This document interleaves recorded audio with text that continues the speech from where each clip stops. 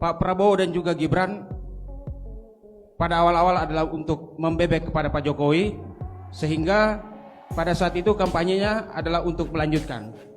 Dan kami hari ini meyakini bahwa apapun yang dilakukan oleh Pak Jokowi akan dilanjutkan oleh Pak Prabowo. Maka pertanyaan saya Pak Bung Rocky, bahwasannya bagaimana caranya untuk menurunkan mereka setelah mereka dilantik. Karena kami muak yang diucapkan, yang dilakukan oleh Pak Jokowi. Sekarang Jokowi udah putuskan untuk pindah, baru minta Universitas Unwira Muhammadiyah, Universitas Mula Warman segala macam, buatkan AMDAL. Maka disogoklah dosen-dosen.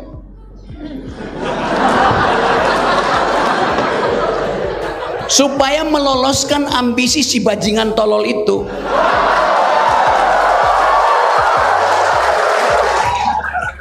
Lebih berguna mana?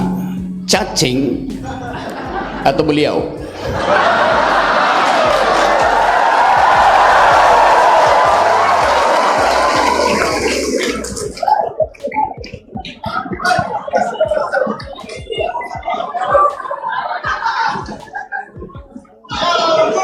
Tentu secara politik beliau lebih berguna karena dia bisa menggusur cacing di Kalimantan untuk jadi IKN.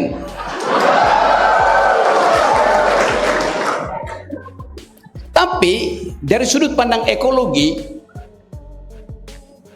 cacing mampu mendekomposisi tubuh raja itu.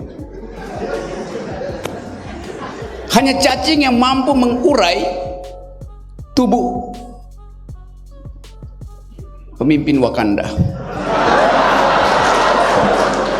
Saya nih ya, sebagai orang yang nggak berpengalaman, warga desa, miris ya ketika mahasiswa di NTT begitu bangganya mengolok-olok Presiden Jokowi dan mereka sambil tertawa lepas dengan cara mengolok-ngolok seorang presiden ya bersama Rocky Gerung. Apakah tujuan Rocky Gerung diundang ke sana itu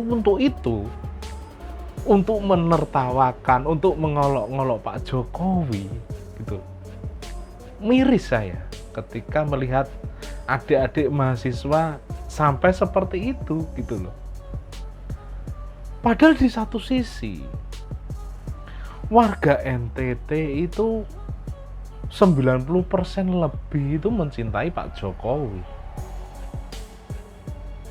mengakui kerja nyata Pak Jokowi di sana. Lah kok adik-adik mahasiswa dan Rocky Gerung itu sambil ketawa-ketawa mengolok-ngolok menghina presiden seperti itu gitu. Loh, Pak Jokowi di NTT memperbaiki dalam segala hal.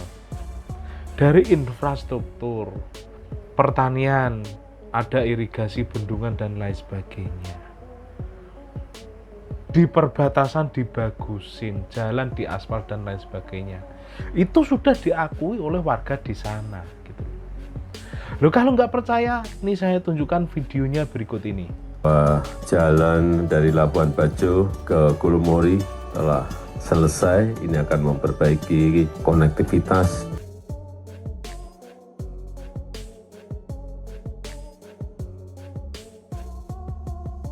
Sehingga kawasan antara Labuan Bajo dan Gulumori nanti akan bisa berkembang dengan baik.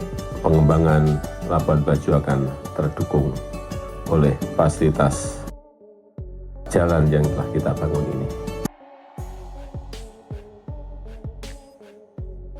Kalau pertama dulu, jadi masyarakat di sini dari Gulumori sampai ke Labuan Bajo itu setengah mati, ya nggak punya jalan. Bahkan yang meresahkan masyarakat, jadi ketika banyak anak-anak yang diare, justru banyak yang korban karena aksesnya nggak ada. Dulu itu orang mau ke Labuan Bajo naik motor laut itu dia membutuhkan waktu 2-3 jam. Tapi dengan dibangunnya sarana prasarana ini, jalan ini, orang ke Labuan Bajo itu paling lama 30 menit. hadirnya jalan pembangunan ini kemarin dan jalan ini sudah sampai seperti ini, jadi masyarakat di sini dari Desa Glomuri, Berloka, dan Macan Tanggar itu sangat senang dan bangga, Bu. Karena dari ketertinggalan itu sekarang sudah merdeka rasanya. Saya yang profesinya sebagai driver, kami sangat senang. Artinya apa? Ini juga membantu kami dalam membuka, kami sebagai driver pariwisata membuka akses baru untuk daerah-daerah wisata seperti spot-spot foto, karena ini kan bukit-bukitnya bagus sekali. Beta nama Dian Rohirabe, lahir dan besar di Nusa Tenggara Timur di Kota Kupang. Kain ini banyak diburu wisatawan, baik lokal maupun mancanegara. Apakah mahasiswa di NTT itu buta akan fakta ini? Sama halnya dengan kisah para petani di kampung halaman kami Nusa Tenggara Timur yang terkenal dengan daerah kekeringan. Dulu zaman nenek moyang kami bisa dikatakan kurang beruntung. Karena dulu kami mengandalkan air hujan untuk bertani. Curah hujan di sini pun juga singkat membuat tanaman tumbuh kurang baik, bahkan gagal panen. Tapi beda dengan sekarang. Petani sekarang bisa menanam terlebih cepat dan mudah mendapatkan air. Penghasilan petani di desa kami pun juga sudah sangat meningkat.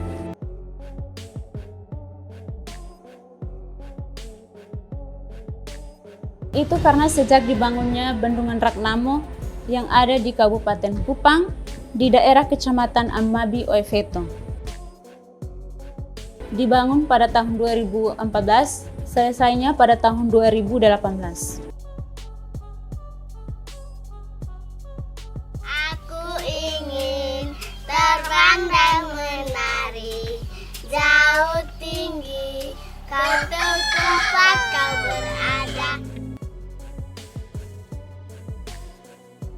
Nama saya Hendrikus Fuin, tinggal di negara Indonesia, Provinsi Nusa Tenggara Timur, Kabupaten Belu, Kecamatan Tasifeto Timur, Desa Silawan, tinggal di perbatasan Motain. Pekerjaan saya di sini sebagai security, mengamankan pelintas dan mengamankan kendaraan dan menertibkan semua pelintas yang melalui kawasan PLBN. This is a beautiful place, really. I'm very happy to have that beautiful border post, and I hope that it will be great for each of the two countries, Indonesia and Timor-Leste.